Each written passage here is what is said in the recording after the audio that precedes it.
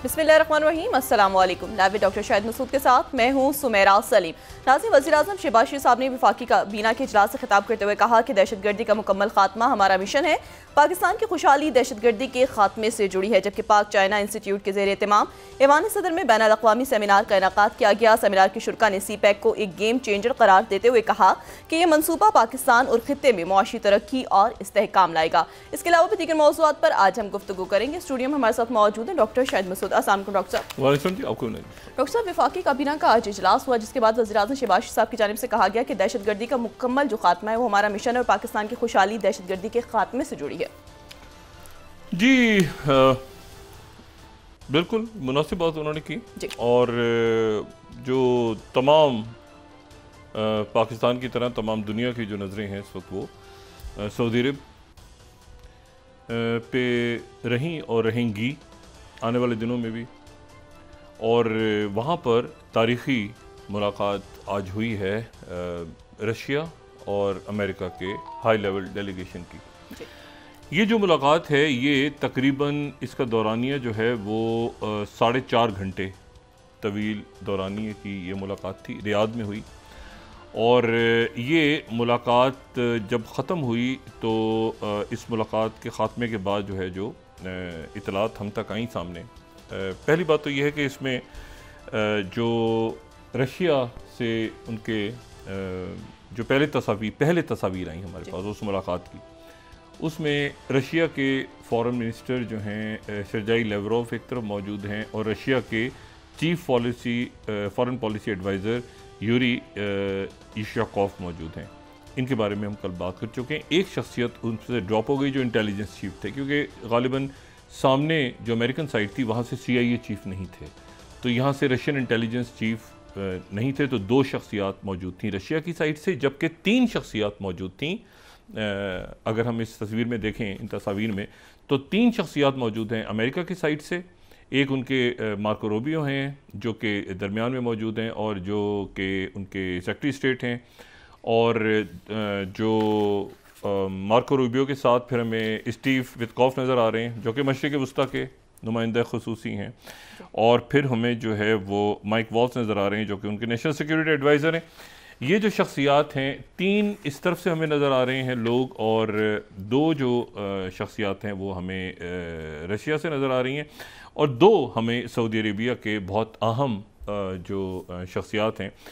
एक तो उनके वज़ीर ख़ारजा शहज़ादा फैसल बिन फरहान, वो मुलाकात में मौजूद थे जब मुलाकात शुरू हुई, और उसके साथ जो मुसाद बिन मोहम्मद अलबैन जो हैं जो कि उनके नेशनल सिक्योरिटी एडवाइज़र हैं सऊदी अरेबिया के, वो इस मुलाकात के आगाज़ में मौजूद थे। लेकिन मुलाकात के बाद ये शख्सियात, दोनों शख्सियात जो मेज़बान मुल्क की शख्सियात उठ गई, और ये जो 3 और 2 सामने 5 लोगों के दरमियान फिर ये 4.5 घंटे तवील मुलाकात हुई।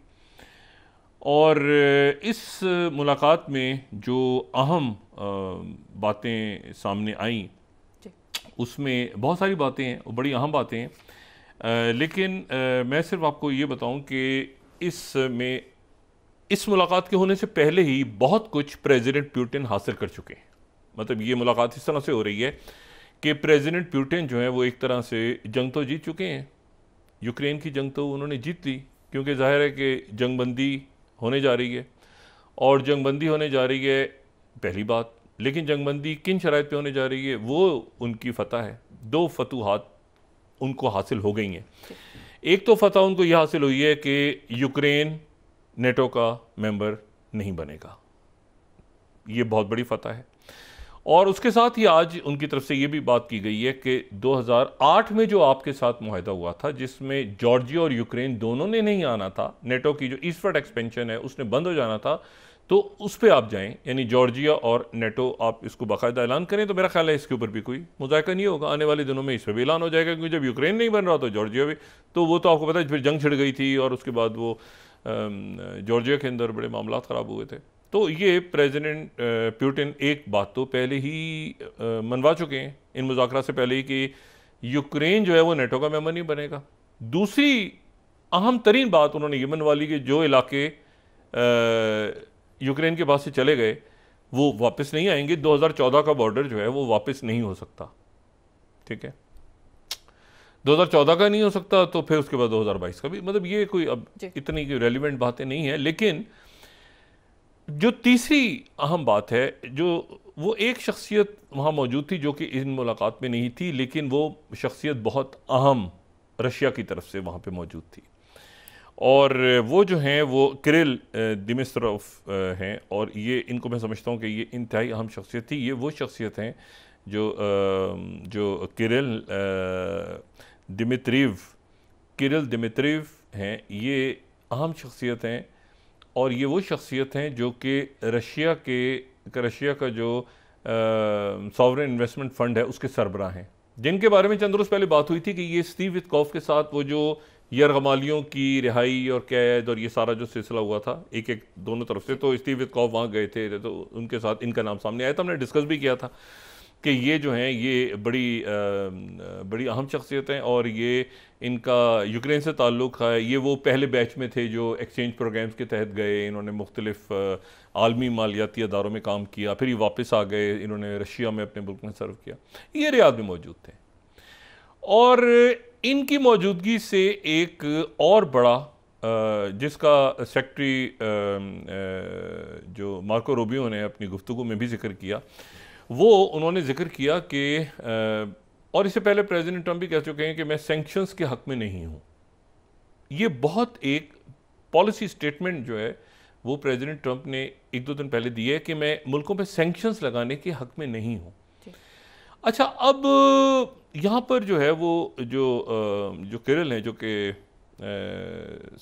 रशियन इन्वेस्टमेंट फ़ंड के सरबराह हैं, उन्होंने कहा है कि जी अमेरिका को $300 बिलियन का नुकसान हुआ है अमेरिका को रशिया के ऊपर पाबंदियाँ लगा के, और रशिया जो है उसकी मसनूआत, अमेरिका की बहुत सारी मसनूआत रशिया ख़रीदता था, रशिया में आती थी बहुत सारी, यूरोप की बहुत सारी मसनूआत आती थी, तो रशिया जो है उस पर जो पाबंदियाँ लगाई गई रशिया के तेल की फ़रोख्त पे, और स्विफ्ट बैंकिंग का जो सिस्टम है, ये जो मास्टर कार्ड और डेबिट कार्ड और ये सारे वीज़ा कार्ड इस सिस्टम से निकाल दिया था ना, सारा जो शुरू में पाबंदियाँ लगी थी मालियाती, तो जो बैंकिंग सिस्टम से डिटैच कर दिया था। तो उन्होंने ये कहा है कि 300 बिलियन का खसारा हुआ, तो सैंक्शंस रशिया के ऊपर से ख़त्म की जाए। अच्छा, ये जो है ये एक बहुत बड़ी बात होगी।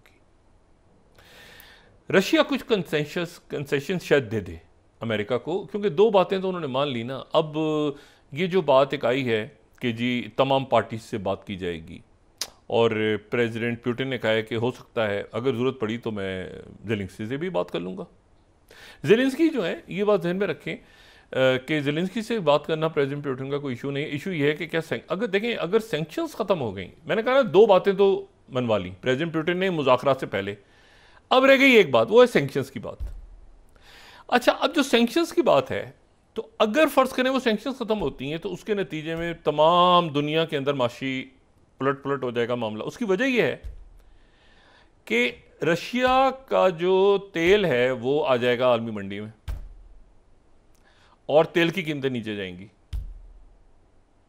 यानी क्रैश, ऐसे डिप की सूरत में ऑयल की प्राइसेस जाएंगी नीचे, क्योंकि तेल की फ़रोख्त के ऊपर अगर पाबंदी हटती है, मैंने आपसे कहा ना कि वो डिप होंगी। अच्छा, इसके दूसरे जो इसके मामलात हैं वो ये होंगे कि चाइना जो है वो सस्ता ऑयल लेता रहा है रशिया से बहुत ज़्यादा इस पूरी सूरत हाल में।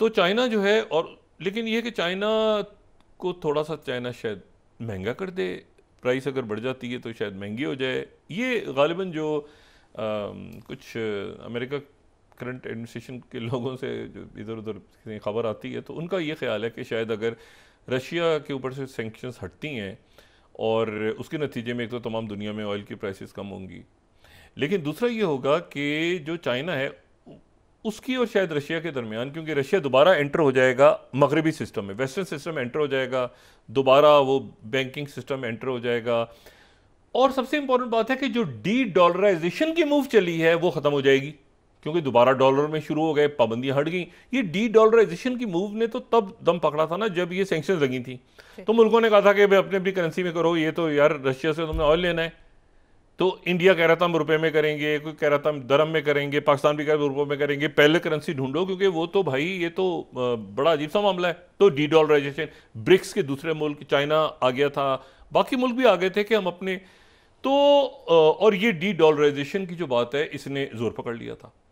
तो ट्रंप इंतजामिया में कुछ लोगों का ख्याल ये है कि अगर ये रशिया के ऊपर से सैंक्शंस हटा दी जाएं और रशिया दोबारा, और ये प्रेसिडेंट ट्रंप कह भी चुके हैं कि तो G8 होना चाहिए, मैं तो G7 गलत था बिल्कुल। और ये G7 तब हुआ था जब ये G8 से G7 हुआ था जब ये 2008 के बाद जब जॉर्जिया में तलखी पैदा हुई थी और रशियन जो है वो एक बाकायदा एक तरह से झड़पें शुरू हो गई थी।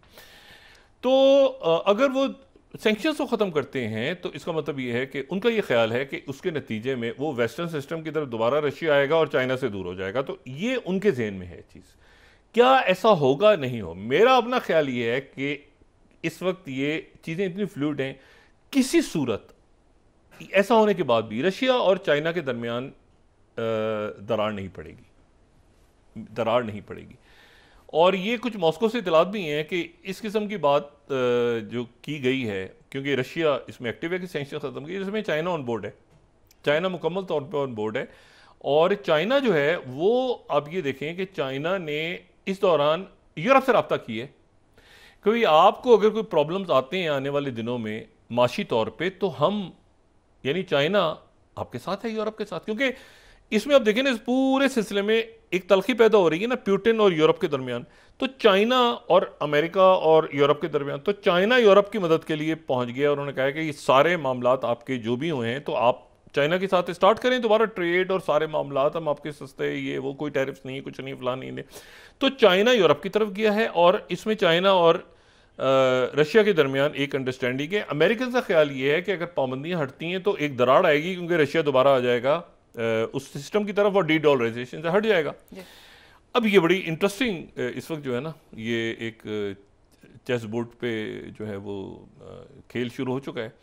अच्छा, इसी दौरान जो है वो प्रेसिडेंट ज़ेलेंस्की जो है, ये वो ध्यान में रखें कि प्रेसिडेंट ज़ेलेंस्की जो है 2019 में आए थे और बड़ा उस वक्त एक दंगा फसाद हुआ था, उनके इलेक्शंस पे बड़े सवाल उठे थे, ये उठा था। लेकिन ये है कि उस वक्त ट्रंप थे जब ज़ेलेंस्की इलेक्ट हुए थे, और ये इलेक्ट हुए थे कि मैं वहाँ पे ये स्टेटस को ख़त्म करूँगा, एंटी इस्टेब्लिशमेंट हूँ मैं यहाँ पे, यानी DOG की तरह के काम उन्होंने कहा था मैं करूँगा, ये सबको निकाल दूंगा, यहाँ पे ऐसे है वैसे, करप्शन ख़त्म करूँगा, ये करूँगा वो करूँगा। वो अपने सारे, जैसे ही बाइडेन आए तो ज़ेलेंस्की ने पलटा खाया और उसके बाद जो कुछ हुआ वो एक तारीख है। अब यह है कि इनका जो मुद्दत सदारत है वो ख़त्म हो चुकी है। पिछले साल ये इनकी मुद्दत ख़त्म हो चुकी है, तो 5 साल के लिए आए थे, वो ख़त्म हो चुका है 2024 में। लेकिन ये इन्होंने कहा कि मैं चूंकि वॉर टाइम, मतलब जंग के दौरान घोड़ा नहीं तब्दील किया जाता वाली जो बात है, इन्होंने कहा कि चूंकि जंग जारी है तो इसलिए मैं रहूँगा। उन्होंने कहा, यूरोप ने कहा रह जाओ, बाइडेन ने कहा भी रह जाओ, वहाँ पर इलेक्शन ड्यू है, यूक्रेन में इलेक्शन होना, इनकी टर्म कंप्लीट हो चुकी है। अब ये है कि, लेकिन यह है कि वो अब दूसरा इलेक्शन कब होगा, कौन सी शख्सियात आएंगी, क्या होगा, ये असल बात यह है कि पुतिन इसमें 2 चीज़ें गेन कर गए, तीसरी चीज़ वो गेन कर जाएंगे अगर ये पाबंदियां हट गई। पाबंदियां हटने का मतलब ये कि दुनिया भर में रशियन ऑयल जो है वो चल पड़ेगा, और अमेरिका ये देख रहा है कि रशियन ऑयल अगर चल पड़ेगा और रशिया के ऊपर सैंक्शंस हट जाएंगी, वो दोबारा स्विफ्ट में आ जाएगा।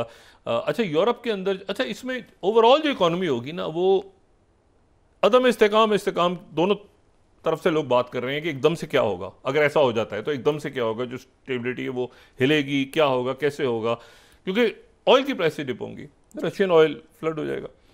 अच्छा, लेकिन ये है कि वो अमेरिका ने ये भी साथ कहा हुआ है कि हमसे ऑयल लो, तो रशिया का ऑयल फिर कौन, वो अभी सारी जो इसकी जो बाकी सारी बातें हैं वो भी होनी है। उसके लिए एक और आला रुकनी कमेटी फौरी तौर पर बनेगी, और उसमें हो सकता है यही मेंबरान हो, 5 दोनों तरफ से, हो सकता है कि उसमें एक आध शख्सियत और शामिल हो जाए, दोनों तरफ से हो सकता है इंटेलिजेंस के लोग बैठ जाएं, ये भी हो सकता है यूक्रेन को बिठा लिया जाए बीच में, ज़ेलेंस्की भी बैठ जाए बीच में, और ये हो सकता है यूरोप से भी कोई बंदा आके बैठ जाए। लेकिन ये है कि अभी तक ये भी हो सकता है कोई ना बैठे, लेकिन क्योंकि इस 4-4.5 घंटे की मुलाकात में उन्होंने कहा है कि हमारी से यूक्रेन पर बात नहीं हुई, हमारी तकरीबन तमाम अहम अमूर के ऊपर गुफ्तगू हुई है, और उसमें यूक्रेन भी एक है। यूक्रेन के अलावा नेटो पे बात हुई होगी, उसमें EU पे बात हुई होगी, उसमें बहुत सारे और मामलों पे बात हुई होगी। 4.5 घंटे की मीटिंग में तकरीबन तमाम इश्यूज़ के ऊपर बुनियादी बात हुई और ये मुलाकात बहुत अहम रही। तारीख अनाउंस नहीं हुई कि पुतिन और ट्रंप की मीटिंग कब होगी, प्रेसिडेंट पुतिन प्रेसिडेंट ट्रंप की मीटिंग कब होगी, लेकिन ये है कि पूरी कोशिश हो रही है कि वो जल्द से जल्द हो, यानी कि वो अगले हफ्ते भी हो सकती है, किसी वक्त भी अनाउंसमेंट हो सकती है कि भाई वो प्रेसिडेंट ट्रंप जो है वो सऊदी अरेबिया और पुतिन वहाँ से सऊदी अरेबिया आ रहे हैं और साथ ही जो है वो ये मामला आगे तेज़ी के साथ बढ़े। लेकिन इस दौरान एक शख्सियत जो है वो कल म्यूनिख से वो पहुँच गए थे मुत्तहिदा अरब अमारात, प्रेसिडेंट ज़ेलेंस्की यूक्रेन के, और उनकी अबू धाबी में बड़ी अच्छी मुलाकात हुई। ज़ाहिर है कि कंसर्न्स हैं और अबू धाबी ने, कतर ने, सऊदी अरेबिया ने, इन मुल्कों ने, टर्की ने भी, इन मुल्कों ने यूक्रेन और रशिया की जंग के दौरान बहुत अहम किरदार अदा किया कि इनकी वजह से वो कैदी रिहा होते रहे। जो कैदी यूक्रेन के थे वो रशिया ने किए रिहा। इसी तरह से गंदम की डील में टर्की का रोल था, कतर का रोल था, यूएई, सऊदी अरेबिया, तो ये दरमियान में बड़ा अहम रोल प्ले करते रहे। तो ज़ेलेंस्की जो है वो यूएई आए और यूएई में उनकी मुलाकात जो है वो सदर मुत्तहिदा अरब अमारात के सदर मोहम्मद बिन जायद से हुई। और उसके बाद वो उन्होंने जो उनकी मुलाकात सदर मोहम्मद बिन जायद से हुई, उसके बाद वो सीधा फ्लाई कर गए टर्की, और टर्की में प्रेसिडेंट ज़ेलेंस्की की बहुत डिटेल्ड मुलाकात हुई प्रेसिडेंट रजब तैयब उर्दोगन से, और उस मुलाकात में उनके नेशनल सिक्योरिटी एडवाइज़र भी थे और क्लोज डोर मीटिंग हुई, और उसमें टर्की के वज़ीर ख़ारजा भी थे। अच्छा, अब इसमें वो उनकी मुलाकात हुई जब यहाँ पर सऊदी अरेबिया में ये मुलाकात हो रही थी, तो टर्की में वहाँ पर प्रेसिडेंट ज़ेलेंस्की, यूएई से ज़ेलेंस्की वहाँ पहुँचे, और उसके बाद जो है अच्छा ये ध्यान में रखें कि टर्की भी नेटो का एक मेंबर है। अब जब नेटो के अंदर चेंजेस आ रहे हैं ना, तो टर्की ने भी बहुत से अपने फैसले करने आने वाले दिनों में कि टर्की की क्या रशिया से लड़ाई है, टर्की ने क्या नेटो में जाके टर्की को, मतलब है कि टर्की कोई ख़ास ईयू टर्की एक अपनी जगह एक नया एक पोजीशनिंग होगी ना। वो तो कोल्ड वॉर के दौरान टर्की जो है वो अमेरिका का बहुत करीबी इत्तेहादी था और वहाँ वो नेटो का मेंबर भी बन गया, उसका फ़ायदा भी है बहुत ज़्यादा। लेकिन टर्की कितना कंट्रीब्यूट करेगा पैसे? क्या टर्की जो है वो पोलैंड से और रशिया से, सॉरी फ्रांस से और जर्मनी से और बरतानिया से ज़्यादा करेगा, कम करेगा अमेरिका से? वो टर्की को इतना खतरा, टर्की को क्या मसला है रशिया के साथ?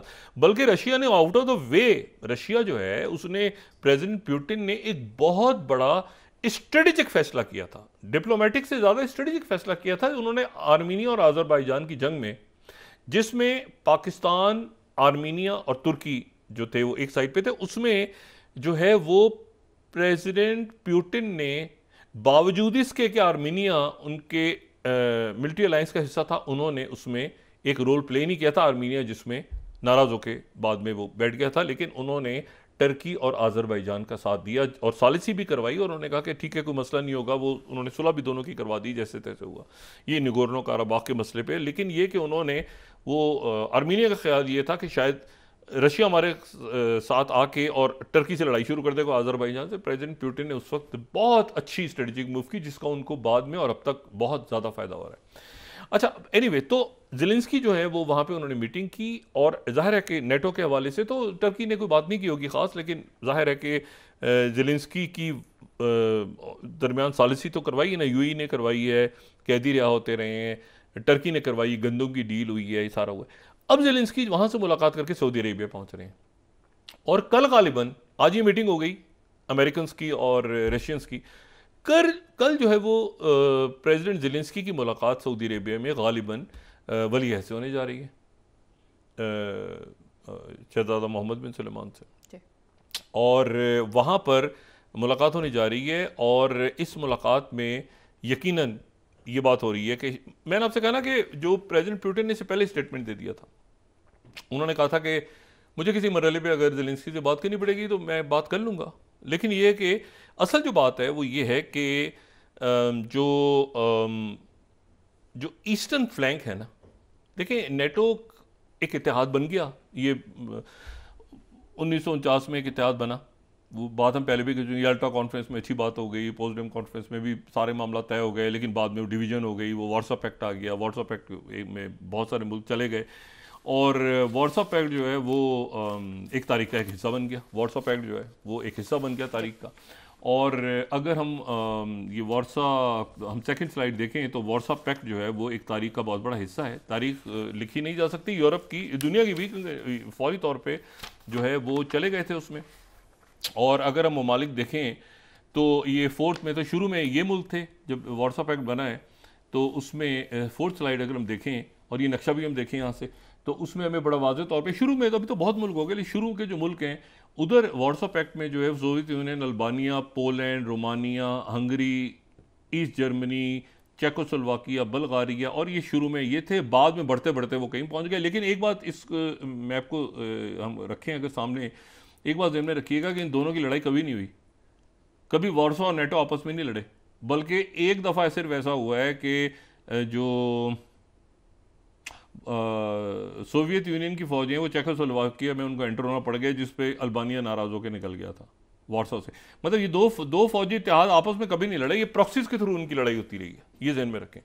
अच्छा, बाद में तो खैर बहुत बहुत बढ़ गए, बाद में तो तादाद इनकी बढ़ती गई बढ़ती गई बढ़ती गई, और ये फैलते फैलते फैलते फैलते जो अगर 8th स्लाइड हम देखें तो फिर इसमें ईस्टर्न फ्लैंक आ गया। ईस्टर्न फ्लैंक 1991 के बाद तेज़ी आई बहुत ज़्यादा। 1999 में कुछ मुल्क आए, इसमें शामिल हुए।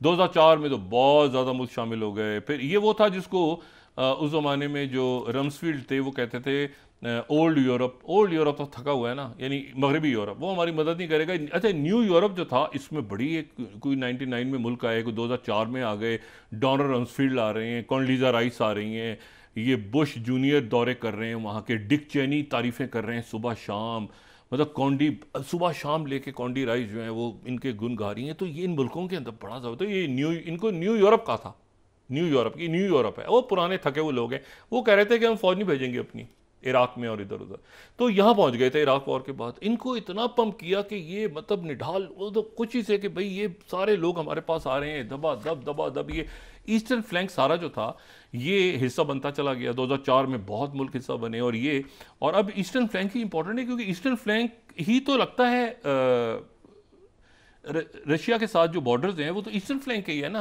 कोई मतलब है कि कोई बरतानिया के बॉर्डर तो या कनाडा के बॉर्डर तो, या कनाडा के तो चलें आप अंटार्कटिक आर्कटिक रीजन को नहीं इंक्लूड कर रहा, लेकिन मैं ये बात कर रहा हूँ ये जो यूरोप के हवाले से बात है, तो मैं इससे भी कह रहा हूँ कि उसमें फ्रांस के या इटली या स्पेन के बॉर्डर्स तो नहीं लग रहे रशिया के साथ या सोवियत यूनियन के साथ। लेकिन ईस्टर्न फ्लैंक जो है वो सबसे अहमियत इसलिए कि वो बहरहाल उसके मुल्क बढ़ते गए, आखिरी उसमें ये स्वीडन और ये सारे मुल्क, फिनलैंड, ये भी शामिल हुए 2024 में, 22 में, 23 में और 24 में। लेकिन अगर आप ये देखें, हम 8 स्लाइड देखें इसकी जो लेटेस्ट है, तो इसमें ये बहुत सारे, पोलैंड, अच्छा उसमें फिर ये बेल्टिक जो हैं, एस्टोनिया, लेटविया, लिथुआनिया, फिर उसके बाद जो है स्लोवाकिया, फिर रोमानिया, फिर बल्गारिया, तो ये मुल्क सारे इसमें बड़े जो है इनमें अहमियत इख्तियार कर गए। और इसमें अगर हम एक और अंदाज में हम इसको देखें कि जो मुल्क यहाँ पे आ गए, तो हम 6 स्लाइड को देखें कि एक तरह से नेटो मेंबर्स के ज़रिए जो है वो कंटेन, एक इलाका जो है, ये 6th मैप को हम देखेंगे ना तो ऐसा लगेगा जैसे कंटेन हुआ है, रशिया का एक इलाका जो है कंटेन हो गया।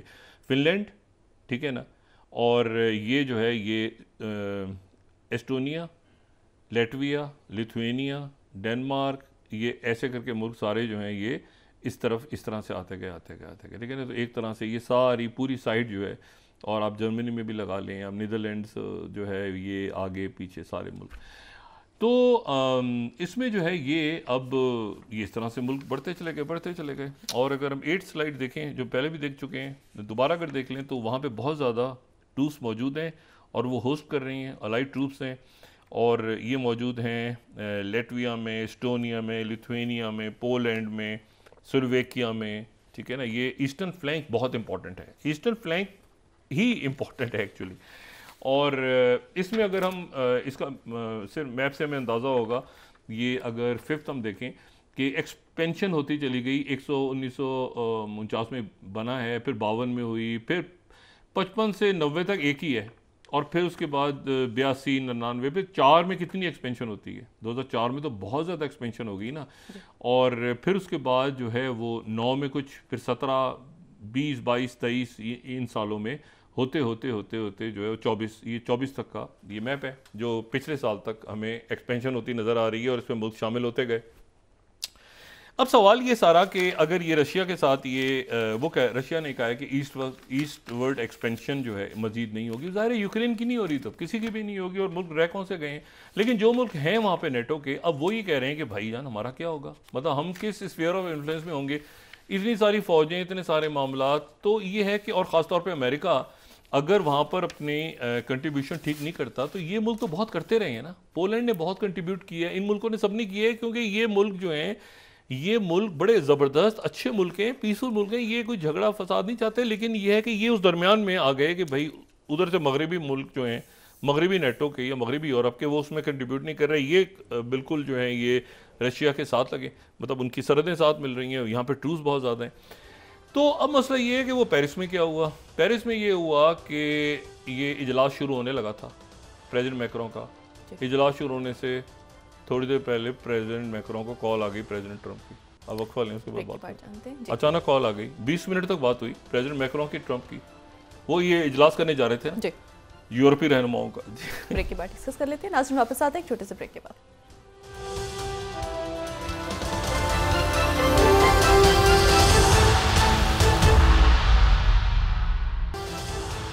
वेलकम बैक नाज़रीन। डॉक्टर नवाज शरीफ साहब की जानिब से कहा गया कि सख्त मौशी हालात के बाद महंगाई जो है कम हुई है और मजीद जो है रिलीफ मिलने के इम्कान हैं। ये अगर ये तो आलमी सतह पे अब देखना है कि अगर सैंक्शंस हटती हैं, जो बात आज हुई है वहाँ पे सबसे मेरा ख्याल से जो बाकी बातें तो सारी हो चुकी थी पहले ही।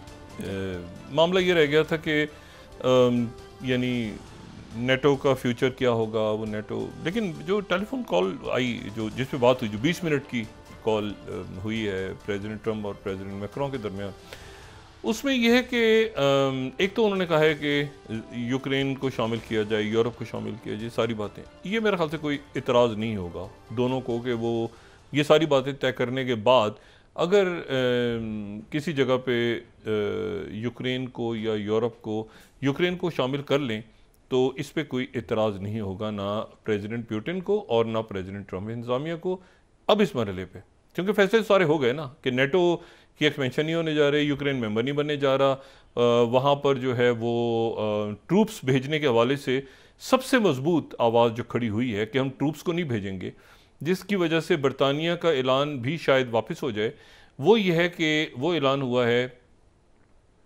जर्मन चांसलर की तरफ से। जर्मन चांसलर जो शोल्ज हैं, उन्होंने कहा है इस पेरिस कॉन्फ्रेंस में, जो सबके लिए बड़े ताज्जुब की बात थी, कि जर्मनी ने कह दिया कि हम अपनी पीस ट्रूप्स को नहीं भेजेंगे। पोलैंड की तरफ से ये ऐलान हो गया, हालांकि पोलैंड जो है सबसे ज़्यादा कंट्रीब्यूट करता रहा है नेटो के एक्सपेंडिचर में, लेकिन पोलैंड ने कहा कि हम भी जो है वो अपनी ट्रूप्स को नहीं भेजेंगे। ऐसे पीस कीपर हम क्या भेजेंगे वहाँ पे? आर्टिकल 5 के तहत कोई तुक ही नहीं बनती। अगर हमारी तिजारत भी खुलने जा रही है, हमारे मामलात भी ठीक होने जा रहे हैं, अगर ये नेटो का मकसद भी नहीं रहा, अगर रशिया और जो अमेरिका उनके दरमियान सारे मामला तय हो रहे हैं, तो हम यहाँ पर ट्रूप्स क्यों भेजेंगे अपनी ट्रूप्स को?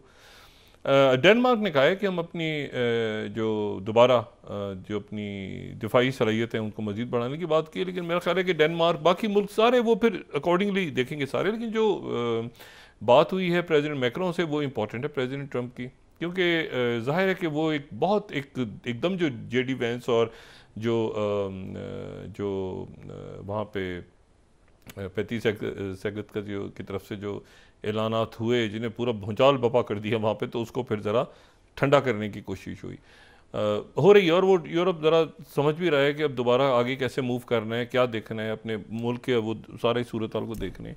जो लेफ्टिनेंट जनरल क्लॉक थे वो आज नेटो के इजलास में मौजूद थे। वो कौन जो कि असल नुमाइंदा खसूसी यूक्रेन के थे, वो नेटो के इजलास में शरीक हुआ है। नेटो के और ये EU के रहनुमाओं से उनकी मुलाकात हुई, उन्होंने सब ठंडा उंडा किया कि भाई कोई प्रॉब्लम नहीं है। यूरोपीय काउंसिल, नॉट यूरोपीय यूनियन, यूरोपीय काउंसिल के जो प्रेसिडेंट हैं कोस्टा, उनसे मुलाकात हुई और बाकी नेटो के इजलास में वो शरीक थे। तो वो अमेरिका वहाँ पर भी मौजूद है, लेकिन असल मामला यहाँ तय हो गए और ये तय हो गया कि यूक्रेन की ये जंग हमने ख़त्म करनी है। अच्छा, दूसरी बड़ी इंपॉर्टेंट बात ये हुई है, ये बात भी आज डिस्कस हुई है कि क्या इसको गुफ अप करके छोड़ देना है अमेरिका ने, या इसको पीस टॉक्स करवा के ख़त्म करना है। क्योंकि मैंने कल भी बात की थी ना कि वो ओल्ड प्ले बुक के तहत अमेरिका को जंग ख़त्म नहीं कर, ये प्लान मेरे ख्याल से बना था, ये डेमोक्रेट्स के दौर में ज़्यादा हुआ है कि कोई जंग ख़त्म नहीं होने देनी बल्कि छेड़ के और उसको चलाते रहना आगे, ताकि यूएसए डीएसए आपा व्यापा सारा पड़ा रहे, बैंक्स इन्वॉल्व हो जाएं, कार्टेज इन्वॉल्व हो जाएं, ये असलहे के ताजर इन्वॉल्व हो जाएं, ये सारा मिलिट्री इंडस्ट्रियल कॉम्प्लेक्स चलता रहे आगे, और मीडिया और ये शोर शराबा सारी प्रॉक्सी वॉर्स होती रहें, तो ताकि हमारी प्रेजेंस रहे। तो इसके ऊपर बड़ी क्लैरिटी के साथ आज बात हुई और ये हुआ कि पीस टॉक के जरिए मामला हल होगा, हमेशा के लिए मामला को हल कर लिया जाएगा। तो उसका जो वेन्यू हो रहा है कि यूक्रेन और रशिया के दरमियान अब कहाँ बात होगा। अभी तो रशिया और अमेरिका के अंदर सऊदी अरेबिया, अब जो रशिया और यूक्रेन के दरमियान बात होनी है, जिसमें शायद ज़ाहिर ज़ेलेंस्की और पुतिन तो नहीं उसमें मिलेंगे, ज़ाहिर है किसी लेवल पे उनकी कोई टीम आ जाएगी और वो आके इन मामलों को डील कर लेगी प्रेसिडेंट ज़ेलेंस्की के साथ कि भाई ठीक है आपकी सिक्योरिटी भी होगी और उसमें गारंटर्स होंगे, बहुत सारे मुल्क होंगे, अमेरिका के साथ साथ जो है वो अरब ममालिक भी होंगे, टर्की गारंटर होगा, कोई सिक्योरिटी आपकी आगे प्रॉब्लम नहीं होगा, आप इलेक्शंस की तरफ जाएं और अपने मुल्क को ठीक करें, कोई आपके ऊपर हमला नहीं करने जा रहा रशिया। तो ये जो मुलाकात है ये गालिबन इस्तांबुल में होगी। इसके लिए जो प्रेसिडेंट ज़ेलेंस्की वहाँ गए हैं तो वहाँ पे ये बात मेरा ख्याल है कि इस बात के इम्कान ज़्यादा हैं कि ये जो मुलाकात है ये टर्की में हो, यानी यूक्रेन के हवाले से और यूक्रेन और रशिया के मुज़ाकरा टर्की में हो। तीसरी जो बड़ी अहम बात है वो ये है कि ये जो मुज़ाकरात हैं 3 मराहिल पे गज़ा के सीज़ फायर के हवाले से ये आगे बढ़ रहे हैं।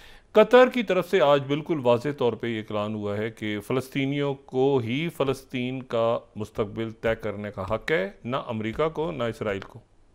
और उन्होंने इस बात पे भी बड़ा शदीद रद्द-ए-अमल का इज़हार किया है कि ये इसराइल की तरफ से बयान आया है कि हमास को हम नहीं बैठने देंगे और फ़लस्तीनी अथॉरिटी को नहीं बैठने देंगे और इसको नहीं बैठने देंगे। उन्होंने कहा है कि भाई ये फ़लस्तीनी सवाल है, ये फ़लस्तीनी अथॉरिटी, हमास, इस्लामी जिहाद या इनसे हट के कोई भी फ़लस्तीनी बैठ के आपस में तय करेंगे कि उन पे किसने रूल करना है। इसराइल तय नहीं करेगा, ना अमेरिका तय करेगा, ना कोई दूसरा। ये फ़लस्तीनी क्वेश्चन है, पैलेस्टीनियंस, ये फ़लस्तीनी सवाल है।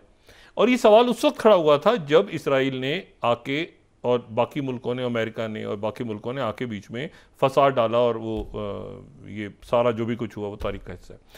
तो इम्पोर्टेंट बात यह है कि इसका पहला मरहला जो है ये मुकम्मल होने जा रहा है। अच्छा, पहला मरहला जो है वो मुकम्मल होने जा रहा है और जुमेरात को, अभी रस्म तो बहुत अजीब सी है लेकिन बहरहाल एक रस्म है, तकलीफ दे रस्म है। जुमेरात को जो है वो 4 जो इसराइली उधर यरगमाली थे उनकी बाकियात हवाले की जाएंगी हमास की तरफ से इसराइल को, और हफ्ते को 6 यरगमाली रिहा होंगे।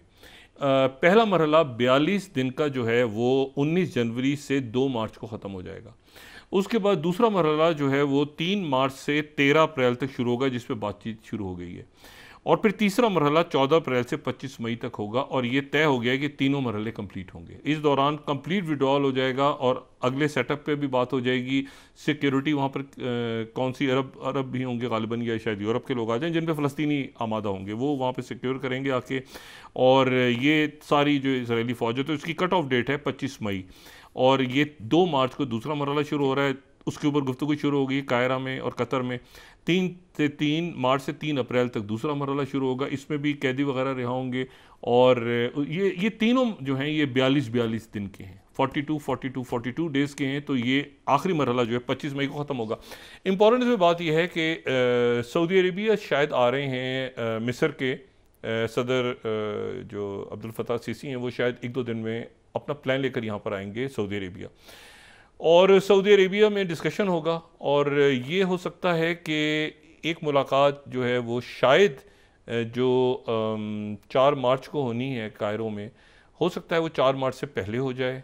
उसमें सरबराहान बैठेंगे, गालिबन वज़राए ख़ारजा का अभी डिसाइड नहीं हुआ, अरब ममालिक, ये भी हो सकता है कि उसको पहले अरब ममालिक बैठें और फिर कुछ उसमें OIC भी शामिल हो जाए।